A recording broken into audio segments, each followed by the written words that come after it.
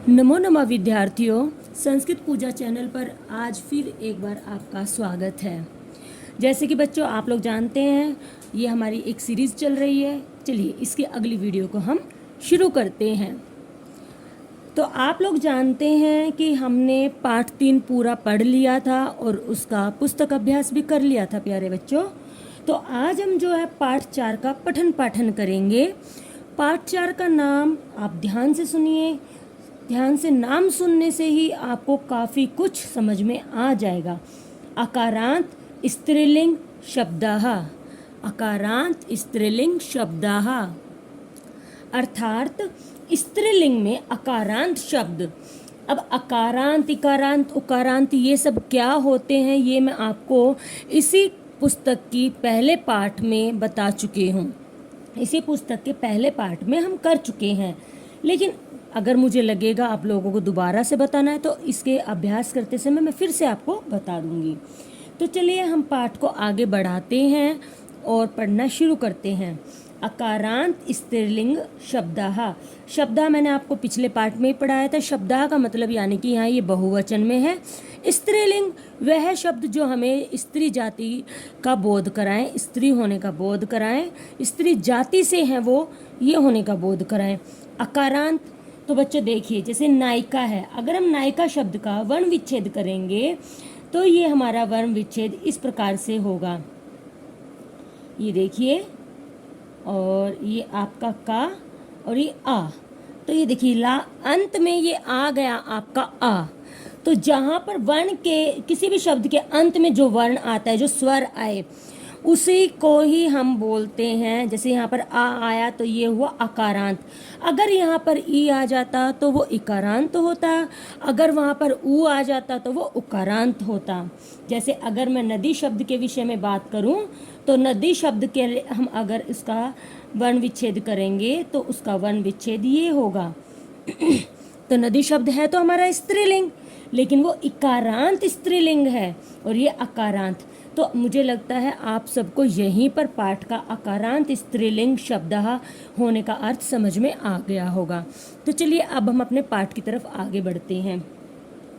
स्त्रीलिंग से आशय है जिनसे स्त्री जाति का बोध हो। बिल्कुल, मैं आपको पहले बता चुकी हूँ। स्त्रीलिंग से आशय यानी का अर्थ है, हम ये कहना चाहते हैं कि जिनसे हमें पता चले कि जो जिस चीज़ का हम नाम ले रहे हैं, जो भी है वो स्त्री जाति से संबंध रखता है, वह स्त्री जाति का बोध करा रहा है। अकारांत स्त्रीलिंग जिन शब्दों के अंत में आ वर्ण हो तथा वह स्त्री जाति का बोध कराता हो। अकारांत स्त्रीलिंग शब्दों वो अकारांत स्त्रीलिंग शब्द कहलाता है। बिल्कुल बच्चों, देखिए अकारांत स्त्रीलिंग शब्द क्या होते हैं। जिन शब्दों के अंत में आ वर्ण हो, वह स्त्री जाति का बोध कराता हो, वह कहलाएंगे अकारांत स्त्रीलिंग शब्द। अकारांत स्त्रीलिंग शब्दों के कुछ उदाहरण इस प्रकार से हैं। देखिए, गायिका, नायिका, धरा। तो बच्चों आप यहाँ पर समझ रहे होंगे कि स्त्रीलिंग जो शब्द हैं उनके यहाँ पर उदाहरण दिए गए। गायिका यानी कि जो गाना गाते हैं, सिंगर्स। नायिका, यहाँ पे फीमेल सिंगर की बात की गई है। नायिका जो अभिनय करती हैं, हीरोइंस, एक्ट्रेस। धरा हमारी पृथ्वी, धरती। चलिए आगे पाठ में पढ़ते हैं हम। उपयुक्त उदाहरणों में गायिका, नायिका तथा धरा में अंतिम वर्ण आ है तथा स्त्रीलिंग जाति का बोध करा रहे हैं, अतः ये अकारांत स्त्रीलिंग शब्द हैं। कुछ अन्य उदाहरण देखिए, आपको पता है ये आ, यहाँ पर भी आ पे अंत है, यहाँ पर भी, तो इनमें अंतिम वर्ण आ गया है। जैसा कि मैं आपको पहले ही अपनी वीडियो में यहाँ पर इस कक्षा में हम आपको समझा चुके हैं।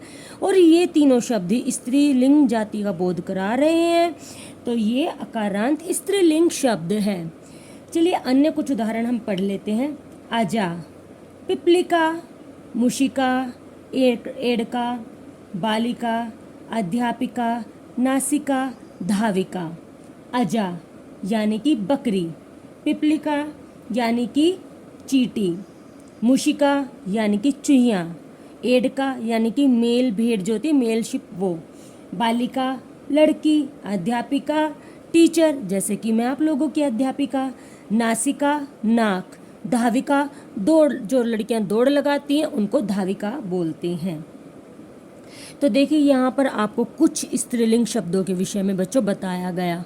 ठीक है, यहाँ तक मुझे लगता है आपको पाठ को समझने में कोई भी समस्या नहीं होगी, कोई संदेह नहीं होगा। इसके पश्चात भी अगर आपका कोई संदेह रह जाता है तो बच्चों आप निसंकोच कमेंट करें और मुझसे पूछें, मैं आपको अवश्य ही बताऊंगी। आगे पढ़ते हैं। चटका यानी कि चिड़िया, लेखिका यानी कि लिखने वाली, कोकिला यानी कि कोयल, मशिका यानी कि मक्खी, कन्या यानी कि लड़की, सेविका जो सेवा करती हैं, जो घर में हम देखिए सेविका ये नहीं होता कि जो हम घर में ही मेड रखते हैं, कहीं पर भी जाके जो सेवा करती हैं लड़कियां उनको सेविका कहते हैं। महिला यानी कि औरत, जैसे मैं, जैसे आपकी मम्मी, आपकी दादी, वो सब महिलाएं हैं। वर्तिका यानी कि बत्तख। तो मुझे लगता है मेरे प्यारे बच्चों यहाँ पर आपको स्त्रीलिंग जो है बहुत अच्छे से समझ में आ गया होगा। चलिए अकारांत स्त्रीलिंग के कुछ सरल वाक्य पढ़ते हैं। जैसे कि आप लोगों को याद है हमने पुल्लिंग में भी अकारांत पुल्लिंग शब्द के कुछ सरल सरल वाक्य पढ़े थे। अब यहाँ पर हम स्त्रीलिंग के वाक्य पढ़ते हैं। जैसे एशा का। बच्चों यहाँ पर जो ये एशा है ना, इसके लिए मैं आपको बताना चाहूँगी। वहाँ पर आपका एशा था, यहाँ पे एशा है। तो बच्चे ये एतत् शब्द रूप जो है हमारा, एतत् शब्द रूप है, उससे ये बना है। तो इसको हम अगर पुल्लिंग में बात की जाए तो हम इसका प्रयोग करते हैं एशः से। एशः, एते, सॉरी एशा, एतौ, एते। और स्त्रीलिंग में इसका बनता है प्यारे बच्चों एशा, एशा, एते, एताः। और इस नपुंसक लिंग में इसका एतत् ही रहता है और इसके रूप चलते हैं एतत्, एते, एतानी। ये छोटी छोटी बातें होती हैं जो आपको पाठ पढ़ते हुए भी अपने दिमाग में रखनी चाहिए, ताकि जब हम इनको पढ़ रहे हैं तो अनुवाद सरलतापूर्वक हमारे साथ पाठ के साथ होता चले और हमें कुछ भी समझने में कहीं पर भी कोई दिक्कत ना हो। तो चलिए आगे हम पढ़ते हैं। एशा का, यह, एशा मतलब यह है, इसका अर्थ होता है यह। जो चीज़ हमारे पास में होती है उसके लिए हम एशा यूज़ करते हैं, एतत् यूज़ करते हैं और इसका अर्थ होता है यह है। हम इसके लिए यूज़ कर सकते हैं दिस। एशा का, यह कौन। एशा अध्यापिका, यह अध्यापिका है।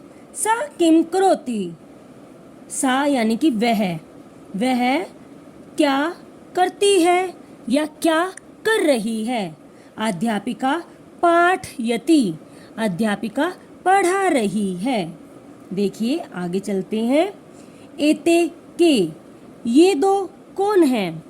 एते चटके, ये दो चिड़िया। ते किम कुरुतः, ते कूजतः, ये दोनों क्या कर रही हैं या क्या करती हैं। ते कूजतः, वह कूंज रही हैं, चहचा रही हैं या वह चहचाती हैं, कूजती है। एता काह, यह सब कौन या यह सब क्या है। एताः पिपलिकाः, यह सब चींटियां हैं। ताः किम कुर्वन्ति, वे यह सब क्या कर रही हैं या यह सब क्या करती हैं। ताः गच्छन्ति, वह जा रही हैं या वह जाती हैं। तो बच्चे देखिए इसी प्रकार से जब भी आप छोटे छोटे वाक्यों का अनुवाद करना सीखेंगे या करेंगे तो सरलतापूर्वक आपको संस्कृत समझ में आती रहेगी और आप करने में सक्षम होंगे। चलिए स्मरणीय बिंदु। स्त्रीलिंग के रूप भी अकारांत पुल्लिंग के जैसे ही प्रथमा से संबोधन तक तीनों वचनों में होते हैं।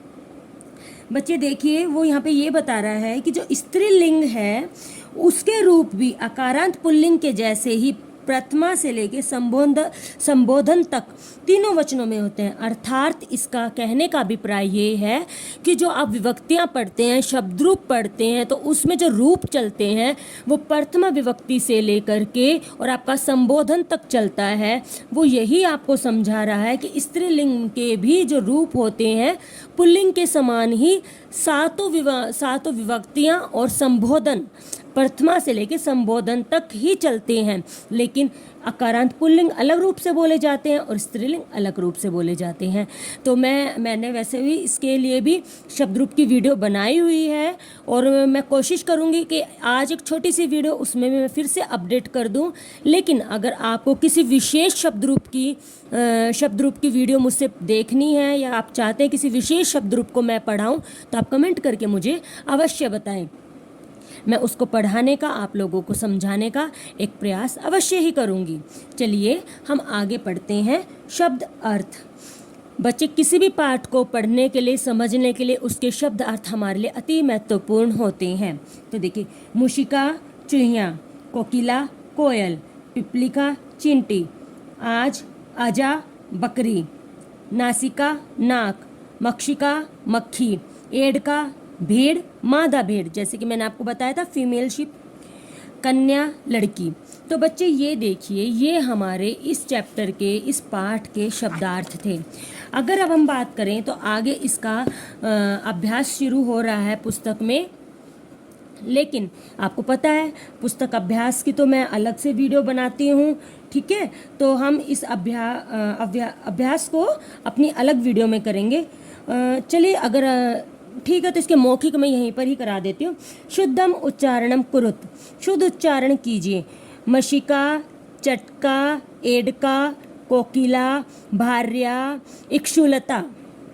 इक्षुलता होती है बच्चे गन्ने की, जो जैसे गन्ने का जो पेड़ होता है ना, उसको इक्षुलता कहते हैं। उच्चारणम कृत्वा अर्थम वदत, उच्चारण करके अर्थ बताइए। पिपलिकाः गच्छन्ति, चींटियाँ जाती हैं या चींटियाँ जा रही हैं। अध्यापिका पाठयति, अध्यापिका पढ़ा रही है। चटके कूजताः, चिड़िया कूज रही हैं, चिड़िया चहचहा रही हैं।